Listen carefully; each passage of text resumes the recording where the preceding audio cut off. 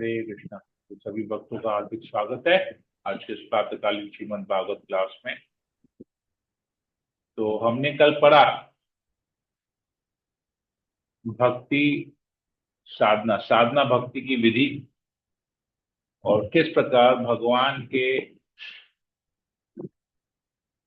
हर एक अंग पे हमको किस प्रकार ध्यान करना चाहिए। और ऐसा अगर जिस प्रकार यहाँ पर बताया गया है उस प्रकार अगर हम ध्यान करेंगे तो अंत में भगवान कपिल बताते हैं कि हमारा मन जो है सभी भौतिक कल्मश से मुक्त हो जाएगा, जो भौतिक विषय है उससे विरक्त हो जाएगा।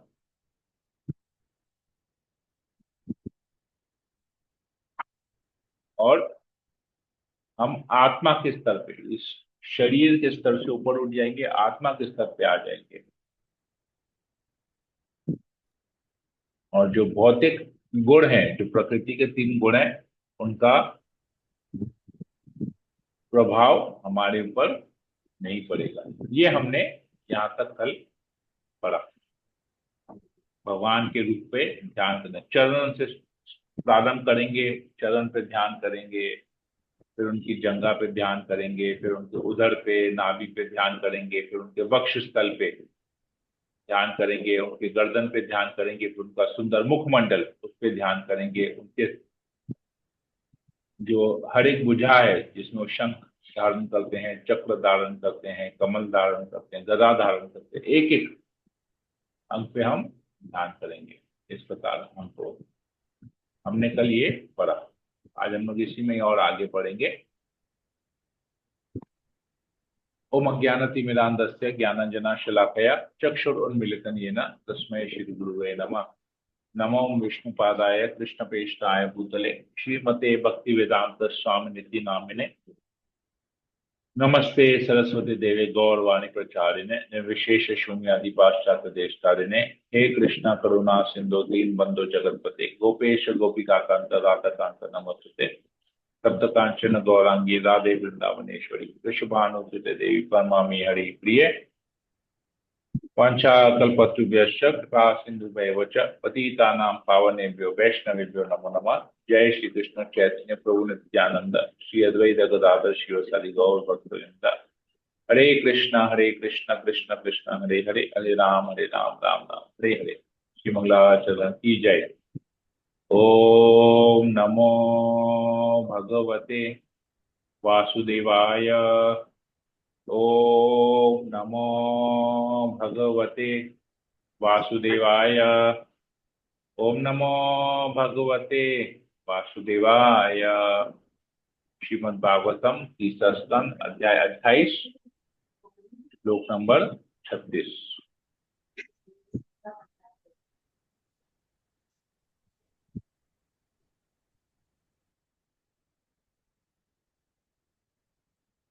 इस प्रकार उच्चतम दिव्य अवस्था में स्थित मन समस्त कर्म फलों से निवृत्त होकर अपनी महिमा में स्थित हो जाता है, जो सुख तथा दुख के सारे भौतिक बोध से परे है।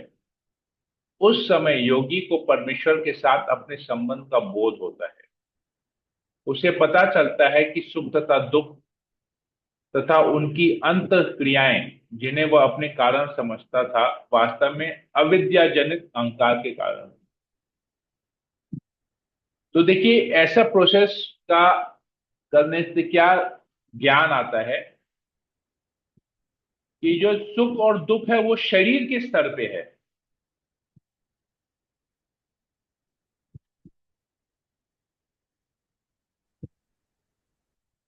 और अपने आप को शरीर समझना वो अहंकार है, अविद्या है। क्योंकि हम शरीर नहीं, हम तो आत्मा है। तो मिथ्या अहंकार के कारण या अविद्या के कारण या अविद्या से जो मिथ्या अहंकार उत्पन्न होता है, उससे हम अपने आप को शरीर मान बैठते हैं। परंतु इस प्रकार यदि हम परमेश्वर का ध्यान करते हैं, जो प्रोसेस हमने कल पढ़ा, तो हम उस शारीरिक स्तर से ऊपर उठ जाएंगे, सुख तथा दुख, ये सबसे हम ऊपर उठ जाएंगे।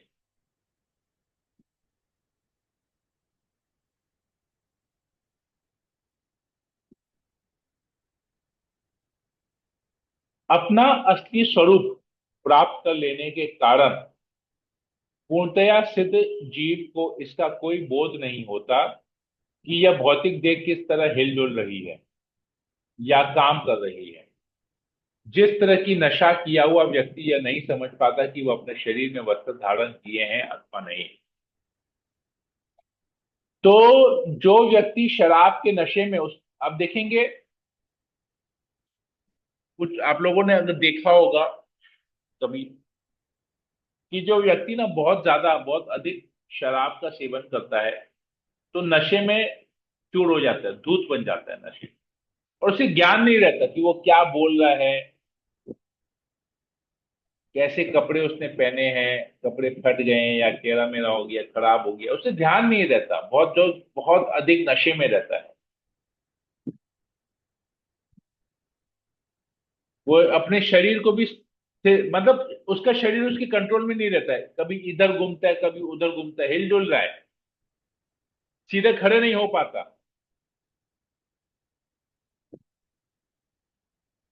उसे कुछ पता नहीं होता है कि हो क्या रहा है, इतना नशे में चूर रहता है वो।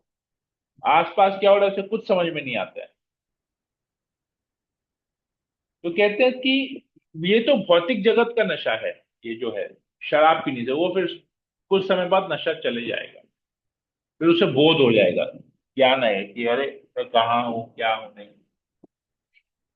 लेकिन जो आध्यात्मिक स्तर का जो नशा है ना, वो परमानेंट है, क्योंकि वो शरीर से ऊपर है, वो आत्मा के स्तर पे है, सच्चिदानंद। आत्मा जो है सच्चिदानंद है,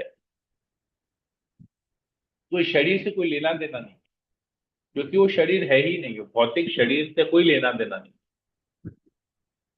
तो उस स्तर पे चले जाता है।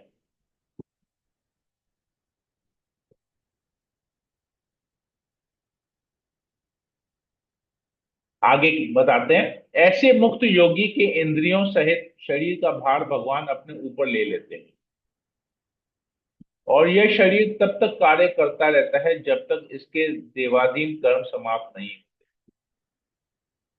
इस प्रकार अपनी स्वाभाविक स्थिति के प्रति जागरूक तथा योग की चरम सिद्धावस्था समाधि में स्थित मुक्त भक्त शरीर के गौण फलों को निजी कहकर स्वीकार नहीं करता।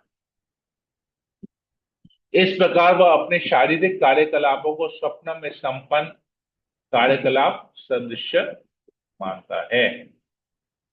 तो ऐसा व्यक्ति, ऐसा भक्त को क्या करते हैं, भगवान उसका पूरा जिम्मेदारी अपने ऊपर ले लेते हैं। बताया गया है यहाँ पर, उसका भार, ऐसे मुक्त योगी के इंद्रियों सहित शरीर का भार भगवान अपने ऊपर ले लेते हैं। अभी भगवान जब तक चाहेंगे उसके कार्य कराएंगे, उसके कार्य समाप्त होंगे, भगवान उसको अपने पास बुला लेंगे। ये होता है ऐसा।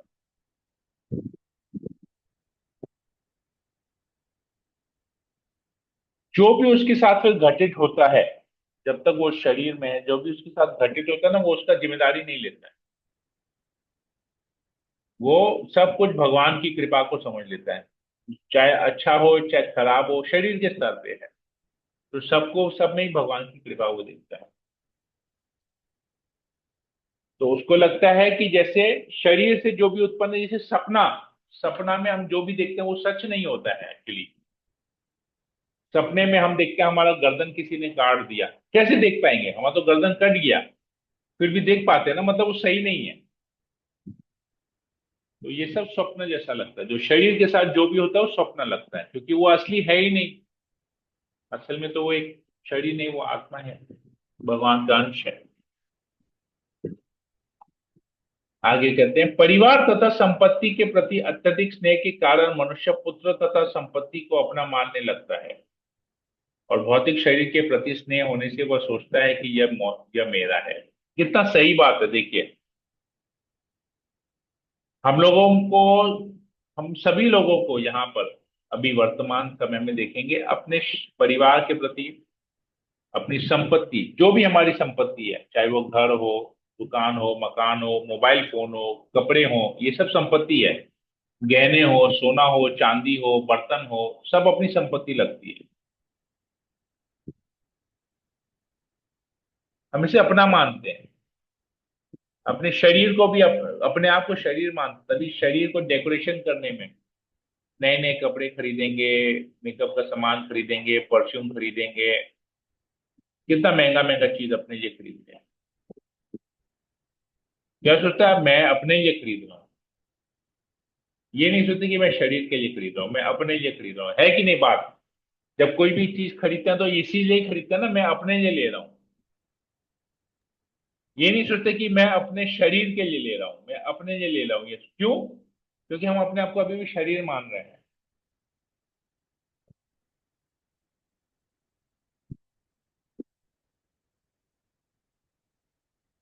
एक छोटा सा उदाहरण मैं देता हूँ।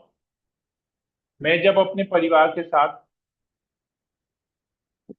जाता हूँ कहीं पर, वो लोग शॉपिंग करना होता है उनको,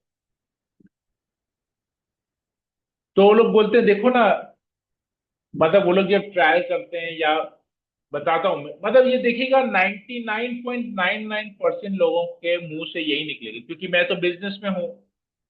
अब मैं दुकान में बैठता हूँ, मैं दुकान में बैठता हूँ तो कस्टमर्स अटेंड करता हूँ, तो सब लोग यही बोलते हैं देखो ना, मैं इस कपड़े में क्या अच्छा लग रहा हूँ, है कि नहीं है। देखिए आप लोग भी अगर शॉपिंग करने जाते होंगे, अपने लिए कुछ भी खरीदते होंगे ना, आप अपने ऊपर कुछ भी एक ऐसे ट्रायल करते होंगे ना, फिर देखेंगे हाँ मैं इस कपड़े में अच्छा लग रहा हूँ, है कि नहीं है। बताइए, जी प्रभु ऑनेस्ट जी, बताइए। 100% सच है। यस प्रभु जी, हाँ। सही बोला। हाँ। तो उसमें ना हम लोग को ना डिसीजन लेने में बहुत दिक्कत होता है, क्योंकि मैं इस कपड़े में अच्छा लग रहा हूं कि नहीं, ये सोच के हम कपड़ा खरीदते हैं।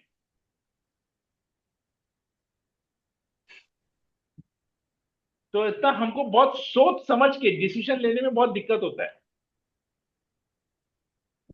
और मैं जब शॉपिंग करता हूं अपने लिए, या जब, क्योंकि मैं जब शॉपिंग करता हूं ना, तो मैं अपने और किसी के लिए भी मैं करता हूं, क्योंकि मैं जितना भी लेता हूं ना, मैं दूसरे के लिए भी उतना ही लेता हूं। तो मैं जब लेता हूं ना, मैं जब ट्रायल करता हूं, तो मैं बोला देखो, ये कपड़ा मेरे ऊपर जच रहा है कि नहीं। मैं कभी ऐसा नहीं बोलता कि मैं इसमें अच्छा लगूंगा कि नहीं, मैं बोलता ये मेरे ऊपर जच रहा है कि नहीं, जिसकी वजह से ये जो मेरा शॉपिंग है ना, बहुत जल्दी हो जाता है।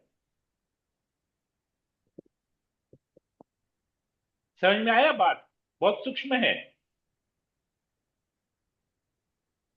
एक है कि मैं इस कपड़े में अच्छा लग रहा हूं कि नहीं, और दूसरा है ये कपड़ा मेरे ऊपर अच्छा लग रहा है कि नहीं। बताइए फर्क है कि नहीं है। जी प्रभु जी, फर्क है। आप उस समय कपड़े को ज्यादा इम्पोर्टेंस दे रहे हैं। नहीं, मैं अपने आप को इंपॉर्टेंस दे रहा हूं कि ये कपड़ा मेरे ऊपर अपने आप अच्छा लगेगा। क्यों? क्योंकि मैं स्वयं क्योंकि ये इतना भगवान का अच्छा हूं। बनाया हुआ है। हाँ, मैं अपने इस शरीर को भगवान की सेवा में लगाया हूं, तो ये हम्म। शरीर अपने में ही बहुत अच्छा है। अब इस शरीर की सुंदरता को बढ़ाने के लिए हम कपड़ा ले रहे हैं, ताकि कपड़ा और सुंदर लगे। सही प्रभु। समझ में आया? जैसे भगवान की शोभा कुंडल पहनने से नहीं होती है। जब भगवान कुंडल को पहनते हैं तो कुंडल की शोभा बढ़ जाती है। हम्म। कोई भी आभूषण से जब भगवान का अलंकार, भगवान का श्रृंगार करते हैं, तो आभूषणों से भगवान की सुंदरता नहीं बढ़ती है। आभूषणों की सुंदरता बढ़ जाती है। राइट, तो हमको हमेशा ये सोचना चाहिए। तो ये एक छोटा सा थिंकिंग है, एक्चुअली बहुत बड़ा है, बहुत सूक्ष्म है, लेकिन ये सोच अगर ऐसा थिंकिंग रखेंगे तो हमारा वो पूरा देखने का नजरिया बदल जाएगा।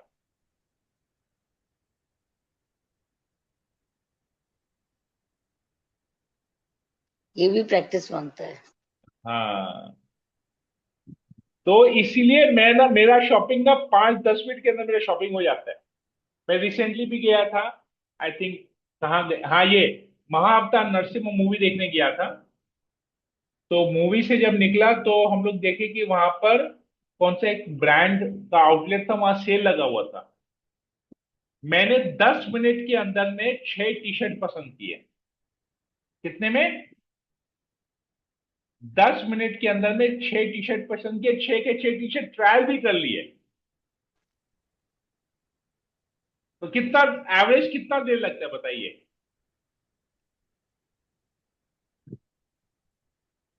क्यों? क्योंकि मुझे पता है कि मेरी सुंदरता वस्त्र नहीं बढ़ाएगी, ये वस्त्र मेरे ऊपर अच्छा लगेगा, मैं इस वस्त्र में अच्छा लगूंगा, ये मैं कभी नहीं सोचता।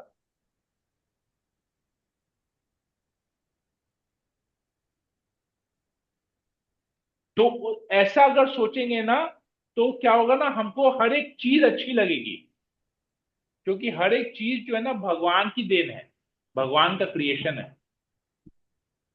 तो हमको उसको अप्रिशिएट करना सीखना चाहिए।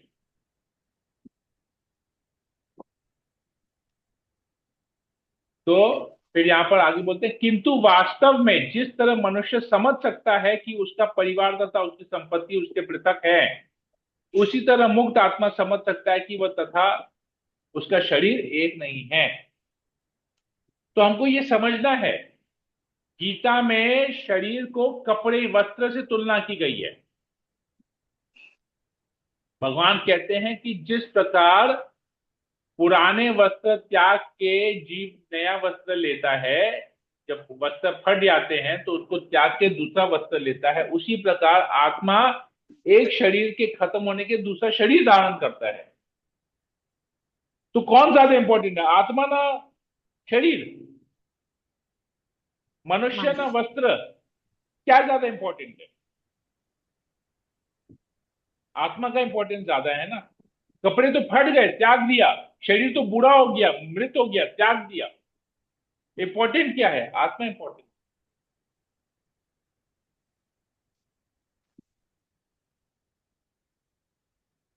तो जिस किसी भी शरीर में रहें, आत्मा का कार्य है भगवान का नाम लेना। तो हमने पहले भी पढ़ा था कि भक्त के लिए स्वर्ग और नर्क समान है, क्योंकि वो जहां पर भी जाएगा वो भगवान का नाम लेगा। जो शुद्ध भक्त है उसके लिए क्या स्वर्ग क्या नर्क। ये स्वर्ग और नर्क तो शरीर की तकलीफ के लिए, आत्मा के लिए नहीं है। आत्मा तो काम है भगवान का नाम लेना। तो इसी प्रकार ये सोचना कि हम इस वस्त्र में अच्छे लगेंगे, ये गलत है। वस्त्र तो शरीर है, हम तो आत्मा है। हम हमेशा से अच्छे हैं। ये शरीर, ये वस्त्र की शोभा बढ़ेगी जब हमारे ऊपर आएगा। क्यों? क्योंकि हम जहां पर भी लेंगे हमको भगवान का नाम लेना है। तो हमको जैसा भी शरीर मिले, हमको भगवान का नाम लेना है। तो भगवान का नाम लेंगे, शरीर की शोभा अपने आप बढ़ेगी। तो हम अगर इसी शरीर में भगवान का नाम जप करते, तो हम जो भी वस्त्र पहनेंगे, फिर लोग हमारे वस्त्र को नहीं देखेंगे, फिर हमको देखेंगे। फिर लोग ऐसा नहीं बोलेंगे, अरे ये प्रभु जी देखो ना, आज ना ये कपड़ा पहन के आए। नहीं, वो देखेंगे ये प्रभु जी ना भगवान का ज्ञान बहुत अच्छा देते हैं, गीता का ज्ञान बहुत अच्छा देते हैं। वो फिर वस्त्र को नहीं देखेंगे। वो जैसे ही आपको देखेंगे, उसका नजर जो है आपके वस्त्र के ऊपर नहीं जाएगा, उसका नजर आपके दिए हुए ज्ञान, आपकी वाणी पे जाएगा। जब आपकी वाणी पे जाएगा तो वस्त्र क्या पहने उसको फर्क नहीं पड़ता है। अब आप 10,000 रुपए का प्रिंस सूट पहने हैं या मान्यवर का सूट पहने हैं, या एक 1,000 रुपए का धोती कुर्ता पहने हैं, वो फर्क नहीं पड़ता है। Because you will look good, आप हर चीज में अच्छे लगेंगे। क्यों? क्योंकि आपकी वाणी बहुत अच्छी है।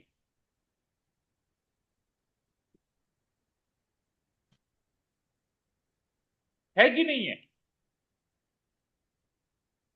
प्रैक्टिकल है कि नहीं है, बताइए।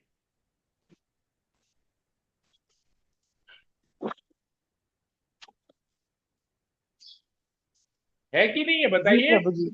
जी प्रभु जी, प्रैक्टिकल तो है, लेकिन जब लेकिन लेकिन भी है। प्रैक्टिकल है हाँ लेकिन जी। लेकिन भी है। जी। प्रॉब्लम वही है। इफ एंड बट्स, अगर मगर, हम्म। बहुत बड़ा हमारे जीवन में प्रॉब्लम करता है।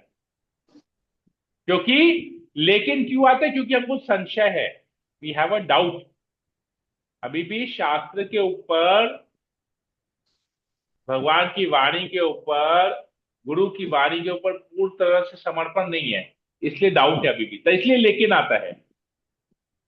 दैट इज वाई ये लेकिन, किंतु, परंतु, अगर, मगर, ये सब आता है क्योंकि अभी भी डाउट है, संशय है। नॉट एग्जैक्टली डाउट प्रभु जी, but not in a practice, you can see. हाँ, तो प्रैक्टिस में लाना पड़ेगा ना। हाँ, लेकिन क्योंकि डाउट लेकिन बोल के नहीं है। लेकिन अगर आप वर्ड यूज करते हैं, मतलब गड़बड़ है। वाई लेकिन? लेकिन को, लेकिन जो वर्ड है ना, हमको अपने लेकिन, किंतु, परंतु, अगर, मगर, ये सब हमको अपने जीवन से निकाल के बाहर फेंकना है। ये जी सब प्रभु। कुछ, सब कुछ, ये जितने भी डाउट वाले वर्ड्स हैं, लेकिन, अगर ऐसा हुआ, मगर ऐसा हो जाएगा, लेकिन ऐसा होगा, लेकिन मुझे तो लगता है ऐसा होगा, लेकिन ऐसा हो जाएगा, लेकिन ऐसा है। आप तो बोल रहे हैं लेकिन ऐसा है। अरे आप ऐसा बोल रहे हैं, लेकिन ऐसा है, मतलब क्या? मतलब क्या? You are still confuse between two points. आप तो सही बोल रहे हैं लेकिन, अरे सही बोल रहे हैं तो फिर लेकिन कहां से आया? राइट सही प्रभु मतलब जी। सही। हम बोले अरे भगवान तो बोल रहे हैं कि शरणागत हो, मैं तुम्हें पापों से मुक्त कर दूंगा, लेकिन हम शरणागत कैसे होंगे?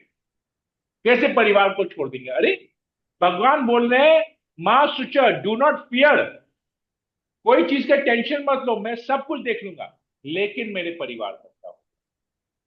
भगवान बोले मैं सब कुछ देख लूंगा, लेकिन मेरे परिवार का क्या होगा? अरे भगवान बोल रहे डरो मत, लेकिन मेरे परिवार का क्या होगा? तो लेकिन कहाँ आ रहा है, बताइए? आ रहा है कि नहीं? लेकिन आ रहा है। जी प्रभु जी। भगवान बोल रहे हैं मैं सब कुछ देख लूंगा, लेकिन मेरे परिवार को कौन देखेगा? अरे मैं सब कुछ देख लूंगा, नहीं मेरे परिवार को कौन देखेगा? तो मतलब क्या? वो ये नहीं कर समझ पा रहा है, सब कुछ में परिवार भी आ जा रहा है। तो यही यही यही प्रॉब्लम है। तो हम लोग जब लेकिन बोलते हैं ना, तो खत्म। सामने का हमने जितना भी कुछ सुना, जितना भी समझा, लेकिन डाले जीवन में, खत्म हो गया, पूरा जीरो हो गया, पूरा वापस से जीरो, खत्म हो गया पूरा।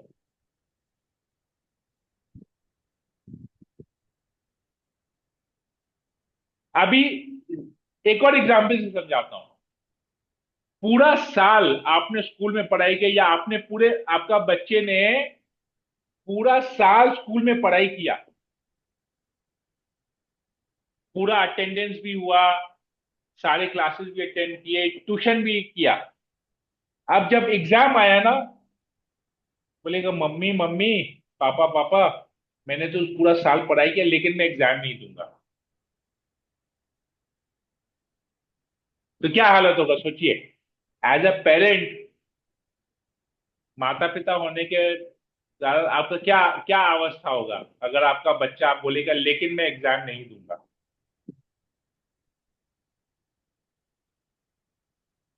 हाँ बताइए बताइए। पूछेंगे।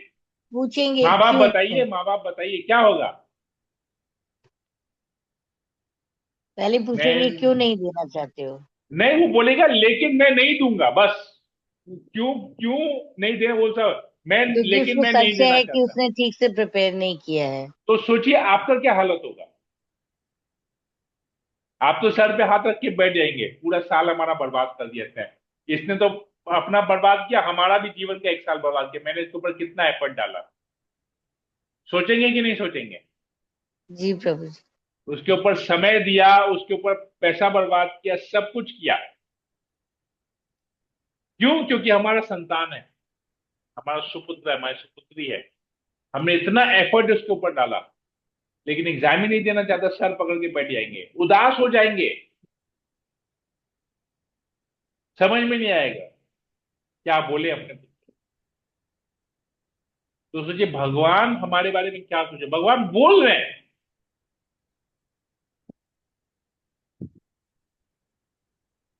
सर्वधर्मान पर। अब हम लोग बोले लेकिन फिर क्या होगा, शरणागत तो हो जाएंगे, लेकिन भगवान तो ठीक ही बोल रहे हैं, लेकिन सोचिए आप एज ए पेरेंट आपका क्या हालत होगा कि भगवान क्या सोच रहे हैं, भगवान कितना दुख हो रहा है।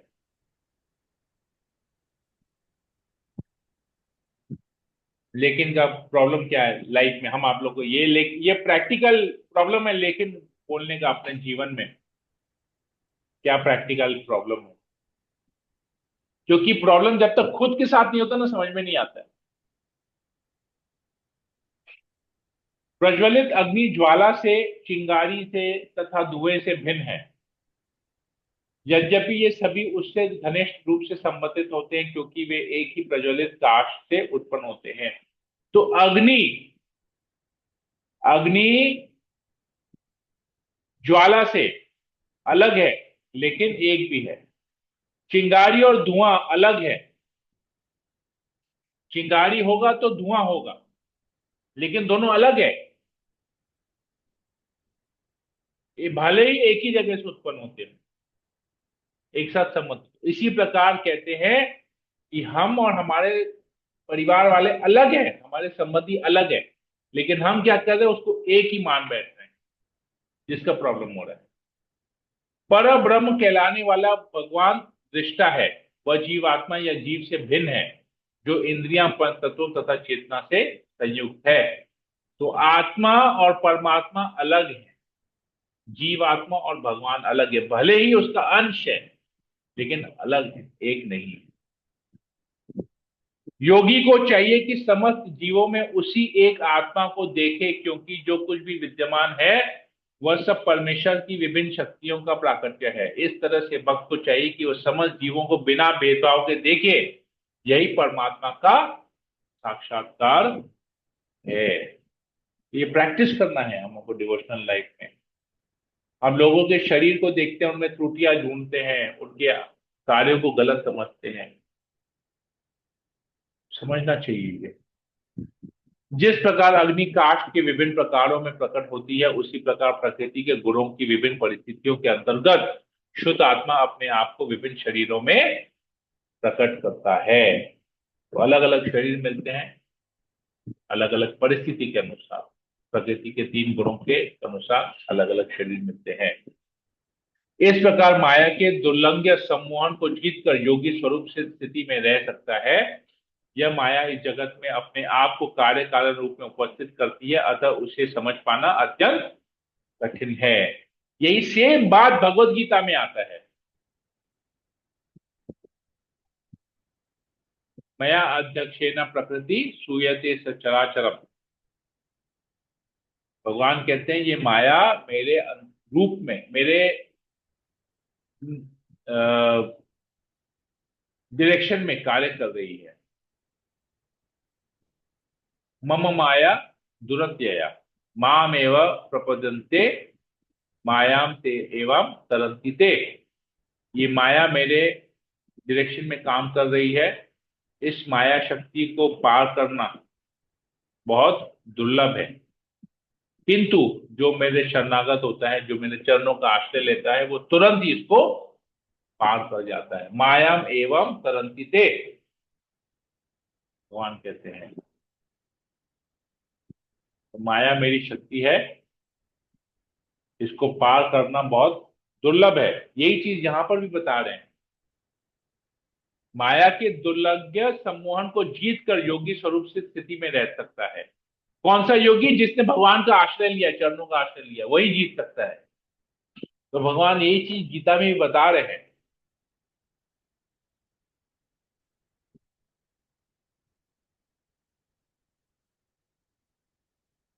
यह माया इस जगत में अपने आप को कार्य कारण रूप में उपस्थित करती है,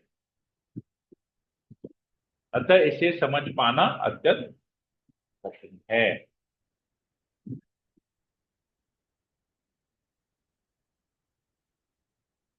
इस प्रकार श्रीमद् भागवत के तृतीय स्कंद के अंतर्गत भक्ति साधना के लिए कपिल के आदेश नामक 28वें अध्याय के भक्ति वेदांत तात्पर्य पूर्ण हुए।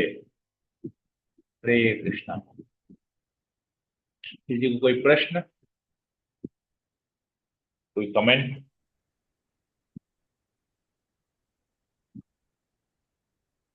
हरे कृष्ण प्रभु।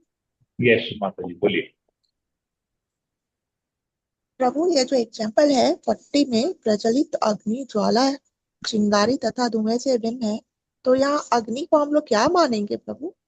परमात्मा? यस। और ये चिंगारी जो है, ये शरीर? चिंगारी हो गया आत्मा और धुआं हो गया शरीर। अलग है ना, तीनों चीज अलग है ना। हाँ, यहाँ बोला है अलग अलग है, तो फिर लेकिन दूसरा पढ़ने से भी चिंगारी पता। चिंगारी कहाँ से आती है? अग्नि से चिंगारी आती है। हाँ आप जब आप बहुत देखेंगे ना, जब बहुत जोर से अग्नि, अगर आप देखेंगे जिसको हम लोग बोलते हैं बॉन फायर, बॉन फायर होता है ना, बॉन फायर से क्या होता है? चिंगारियां निकलती हैं। तो बॉन फायर तो अपने में एक है, लेकिन उसमें कितनी सारी चिंगारियां हैं, और ढेर उस सारे। चिंगारी से धुएं निकलता है, तो धुआं निकलता है। अलग है ना, सब अलग है ना। अच्छा। अग्नि अलग है, और जो चिंगारी अलग है, धुआं हो धुआं गया, अलग है। धुआं, इंद्रियां, ये सब हुई क्या सब? शरीर शरीर शरीर शरीर हो गया पूरा। शरीर में तो सब कुछ आ गया ना, शरीर में तो इंद्रियां भी है ना। अच्छा।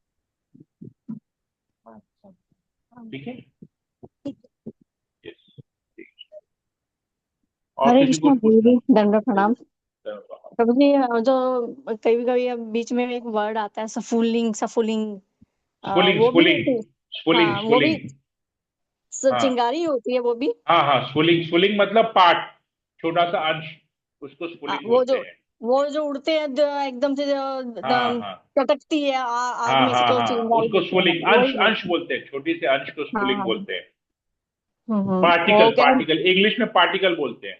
हाँ, वो कल बेटी ने मुझसे पूछा तो मैंने कहा हाँ मैंने पढ़ा तो है, लेकिन मैंने यही हाँ बताया कि वो जो आग की चिंगारियां होती हैं उसको ही हाँ स्फुलिंग बोलते हैं। मैंने कहा नहीं, हाँ। पहले आपसे कंफर्म कर एक्चुअली लूं। चिंगारी को स्फुलिंग नहीं बोलते हैं, स्फुलिंग का हम्म। मतलब है अंश। अंश। ठीक है ना। हम्म। अंश, उसका मतलब है, स्फुलिंग का मतलब है पार्टिकल, पार्टिकल मतलब अंश। अब वो डस्ट पार्टिकल भी हो सकता है, फायर पार्टिकल भी हो सकता है, वाटर पार्टिकल भी हो सकता है। स्फुलिंग मतलब अंश हुआ। हम्म। ठीक है। ठीक है प्रभु।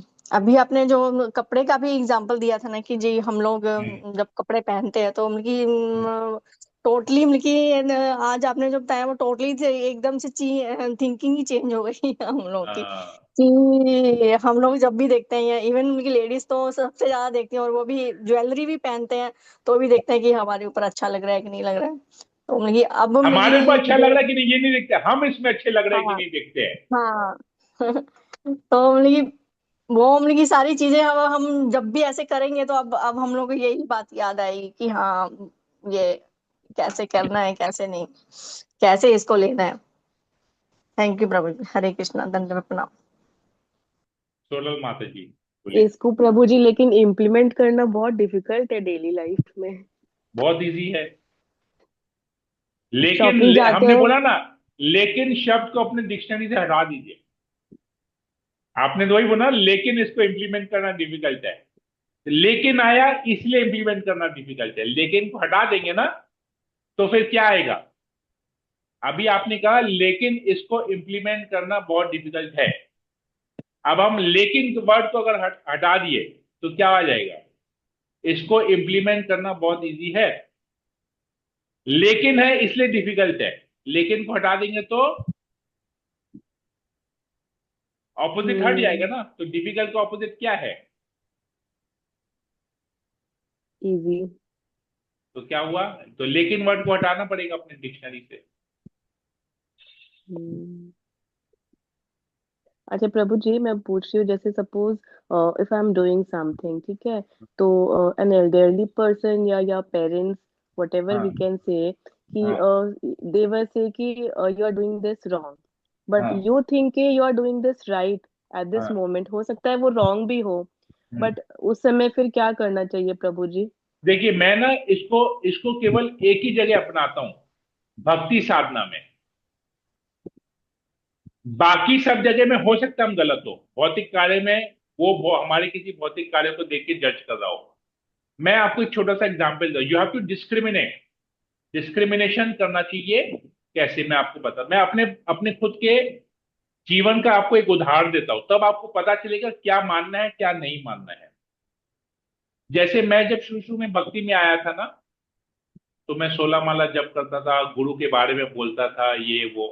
तो मुझे मेरे बहुत ही क्लोज रिलेटिव ने मुझे समझाया कि देखो ये सब नहीं करना चाहिए, माता पिता की सेवा परम सेवा है, ये है वो है, घर गृहस्थी है, तुम गृहस्थ हो, तुमने शादी किया है, बीवी बच्चों को देखना है, पैसा कमाना है, ये करना है वो करना है, ऐसा करना है वैसा करना है।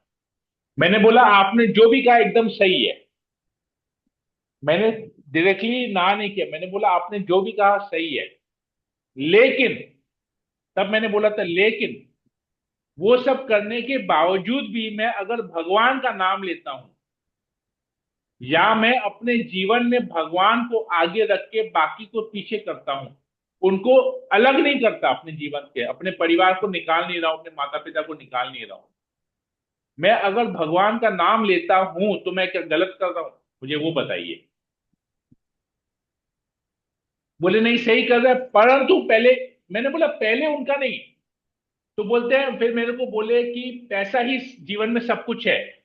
बोले आज अगर तुम बीमार पड़ोगे तो तुम किसी डॉक्टर को बोलोगे कि मेरे पास देने के लिए केवल ये भगवान का नाम है, पैसा नहीं है, तो तुम्हारा इलाज नहीं करेगा वो तुमको छोड़ के चले जाएगा फिर तुम। मैंने बोला अगर मैं भगवान का नाम लूंगा ना, मुझे इतना भगवान के नाम के ऊपर में, हरि नाम के ऊपर इतना विश्वास है कि आज अगर मैं भगवान का नाम लूंगा ना, तो मेरे पास जिंदगी में कभी ऐसा नौबत नहीं आएगा कि मेरे को किसी डॉक्टर के सामने गिड़गिड़ाना पड़े, पैसे मेरे पास पैसे नहीं, मेरा इलाज करो। मुझे हरिनाम के ऊपर इतना है कि वो हरिनाम लेते लेते ना, मैं एक झटके में मेरा शरीर छूट जाएगा। मेरे को इतना विश्वास है हरिनाम के ऊपर में, तब फिर पैसा क्या काम आएगा? पैसा तो अगर मान लीजिए मेरे पास पैसा है, अब मैं पैसे डॉक्टर को दूंगा भी, 2 लाख 4 लाख 5 लाख 10 लाख, और मैं बहुत डॉक्टर को बोलो मेरा जीवन बचाओ, मेरे शरीर को बचाओ, तो बचा पाएगा? गारंटी है कि बचा पाएगा? लेकिन हरिनाम से इतना गारंटी है कि मेरे को दोबारा शरीर नहीं मिलेगा, भौतिक शरीर नहीं मिलेगा, इतना तो गारंटी है। तो मैं बोला अब मैं किसकी बात मानूं? उसकी बात मानूं, उस कृष्ण की बात मानूं जिसने 7 साल के उम्र में अपने बाएं हाथ के सबसे छोटी उंगली के नाखून पे 7 दिन गोवर्धन धारण किया। मैं उसकी बात मानूं या मैं आपकी बात मानूं, जो आज मेरे साथ है कल मेरे साथ नहीं है? अभी आप बताइए आपको किसका बात मानना चाहिए? जिसने पूरे ब्रजवासी, ब्रजवासी कौन है? भगवान के भक्त हैं। तो जिसने अपने भक्तों को इंद्र के प्रकोप से बचाने के लिए 7 दिन तक अपने बाएं हाथ की सबसे छोटी उंगली के नाखून पे 7 दिन तक गोवर्धन धारण किया, 7 दिन तक इंद्र के प्रकोप से उसको बचाया, तो क्या वो भगवान हमको यमराज के प्रकोप से नहीं बचा सकते? तो मैं किसकी बात मानूं? क्या वो हमको जीवन में किसी भी प्रकोप से बचा नहीं सकते? किसी के भी प्रकोप से बचा नहीं सकते? मैं किसका बात मानूं? मैं बीमार पड़ूंगा तो मेरे परिवार वाले तो बाहर बैठे रहेंगे, मैं आईसीयू में, मेरे ऊपर में ऑक्सीजन का मास्क चला हुआ रहेगा, सुई टुबी हुई होगी, सिलाइन चल रहा होगा, अगरम बगरम सब कुछ हो रहा होगा, पूरे शरीर में इधर उधर तार लगे हुए होंगे। कौन मदद करेगा मेरी? मेरे परिवार वाले तो बाहर बैठे होंगे, उनको तो घुसने ही नहीं देंगे आईसीयू में। विजिटिंग आज दे देंगे भाई, इस टाइम से इस टाइम, बाकी क्या हो रहा है पता ही नहीं है। तो मैं किसकी बात मानूंगा अपने जीवन में? तो we have to take a decision कि हमको लोग किस चीज के लिए कर रहे हैं। अगर वो बात मेरे भक्ति साधना को कॉम्प्रोमाइज करने के लिए करे, तब मुझे किसी की बात सुननी नहीं है। तब तो मैं, उनके नजर में मैं गलत ही रही, उनके नजर में मैं गलत ही सही, भले वो लोग मेरे बारे में गलत सोचे, लेकिन मुझे पता है कि मैं क्या कर रहा हूं और मैं सही कर रहा हूं। लेकिन अगर भौतिक कोई कार्य है, then we have to listen to them. तो यू हैव टू डिस्टिंग्विश कि वो हमको किस चीज पे बोल रहे हैं। मेरे भक्ति को, मेरे साधना को अफेक्ट नहीं करना चाहिए। Very simple. साधना में my Guru is the most important, he is the first person. गुरु कृष्ण, वो सबसे पहले आते हैं। भौतिक कार्य में अपने बड़े बुजुर्ग, माँ बाप, जिस परिवार में हम रहते हैं, वो लोग पहले आते हैं। आई होप ये आपको डिस्टिंग्विश करना पड़ेगा, अभी डिस्क्रिमिनेशन लाना पड़ेगा। ठीक है। आई hope Sonu Mata ji I made it clear. जी Prabhu ji. Any doubts, any further question regarding this? नहीं प्रभु जी, क्लियर हो गया। Right, thank you. Thank you so much. Hare Krishna. और किसी को कुछ पूछना है, कुछ बोलना है? No Prabhu, thank you. Hare Krishna. Thank you. ठीक है, तो हम सेशन को यही एंड करते हैं। हरे कृष्णा कृष्ण कृष्ण हरे हरे, हरे राम राम राम हरे हरे। वंशाकल्पतरुभ्यश्च कृपा सिंधुभ्येव च पतितानां पावनेभ्यो वैष्णवेभ्यो नमो नमः। समेत भक्तवृंद की जय, श्रील प्रभुपाद की जय, ग्रंथ श्रीमद् भागवत की जय। हरे कृष्णा।